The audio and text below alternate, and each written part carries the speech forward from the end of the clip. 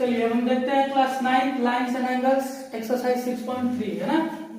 Question number 4। In the given figure if line PQ and RS intersect at point T, PQ and RS intersect कर रहा है किस पे? T पे। ठीक है, such that angle PRT is equal to 40 degree, RPT is equal to 95 degree and TSQ 75 degree. तो find SQT है ना। SQT यानी कि ये वाला एंगल हमें फाइंड करना है। तो हम सबसे पहले क्या करते हैं, इसका 1 2 3 4 एंगल का नाम दे देते हैं तो जल्दी जल्दी हो जाएगा है ना। इसका नाम देते हैं 1 2 3 4 5 और ये एंगल 6। अब हमें जो है गिवन सबसे पहले क्या क्या है ये लिख लेते हैं। तो एंगल PRT यहां से स्टार्ट करते हैं। तो एंगल 2 इज इक्वल टू कितना हमारा 40 degree. Angle 1 is equal to दिया है 95 डिग्री। सबसे पहले गिवन लिख लेते हैं ना। और उसके बाद दिया है angle 5 is equal to 75 degree. और हमें फाइंड करना है एंगल 6 की वैल्यू है ना। अब ये बताइए, पहले ऐसे ही देख लीजिए, ये और ये एंगल दिया है तो ये निकाल लेंगे। और जब ये निकाल लेंगे तो हमें पता है ये दोनों लाइन इंटरसेक्ट कर रहे हैं तो वर्टिकली अपोजिट एंगल से एंगल 4 भी निकल जाएगा। और जब एंगल 4 निकल गया ये और ये आ जाएगा तो एंगल 6 भी निकाल लेंगे एंगल सम प्रॉपर्टी से। ठीक, तो शुरू करते हैं। तो सबसे पहले लिखेंगे हम क्या कि सम ऑफ ऑल इंटीरियर एंगल्स, यानी इसका जो है, ठीक है, तो हम लिख देते हैं इन ट्राइंगल कौन सा है PRT। In triangle PRT angle 1 plus angle 2 plus angle 3 is equal to 180 degree. यहाँ लिख देंगे ब्रैकेट में कौन सी प्रॉपर्टी से? तो एंगल सम प्रॉपर्टी से है ना, एंगल सम प्रॉपर्टी से। अच्छा, अब हमें बताइए 1 और 2 की वैल्यू दी हुई है। कितना दिया है? एंगल 1 95 डिग्री दिया है ना। एंगल 2 40 डिग्री दिया है और एंगल 3 हमें दिया नहीं है, एंगल 3 निकालना है। ठीक है, ये 180 डिग्री हो गया। अब इन दोनों का सम करके उधर ले जाके हम क्या करेंगे? माइनस कर देंगे। तो ये बताइए इन दोनों का सम कितना हो जाएगा? 135 डिग्री है ना। तो 180 डिग्री माइनस 135 डिग्री, तो एंगल 3 इज इक्वल टू कितना आ गया? 45 डिग्री। हमें ये निकालना था, एंगल 3 आ गया कितना? 45 डिग्री। अब उसके बाद हम क्या करेंगे, ये देखेंगे दोनों एंगल वर्टिकली अपोजिट एंगल है तो यहां से लिख देंगे ऐसे, बस दिस इंप्लाइज दैट लिख के angle 3 is equal to angle 4 है ना।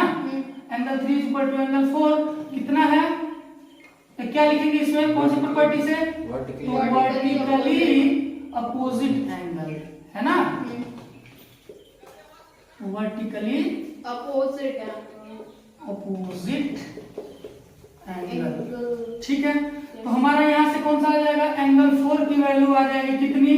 45 डिग्री। ठीक है, वर्टिकली अपोजिट एंगल से हमने इसको 45 डिग्री निकाल लिया है ना। तो जब ये 45 डिग्री निकल गया तो हमें बताइए ये एंगल आ गया 45 डिग्री है ना। तो हमें ये पता चल गया, ये पता चल गया, तो एंगल सम प्रॉपर्टी से हम एंगल 6 को निकाल लेंगे। फिर हम लिखेंगे कि इन ट्राइंगल, अब कौन से ट्राइंगल में देखेंगे बताइए? SQT है ना। इन ट्राइंगल SQT, इसमें क्या लिखेंगे? एंगल 4 5 6 का सम कितना हो जाएगा? लिखेंगे angle 4 plus angle 5 plus angle 6 equal to 180 degree. कौन सी प्रॉपर्टी से? तो यहाँ भी लिख देंगे एंगल सम प्रॉपर्टी है ना, एंगल सम प्रॉपर्टी।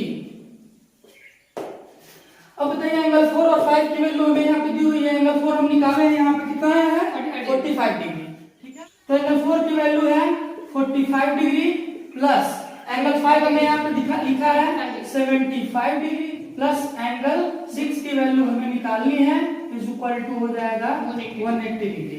अब इन दोनों का सम हमारा कितना हो जाएगा? 120 डिग्री है ना। तो एंगल 6 इक्वल टू, ये बताइए दोनों 120 डिग्री उधर जाके माइनस हो जाएगा, इधर प्लस में उधर जाके माइनस में हो जाएगा है ना। तो 180 डिग्री माइनस 180 डिग्री, तो एंगल 6 की वैल्यू आ गई हमारी 60 डिग्री। ठीक, यही हमें निकालना था।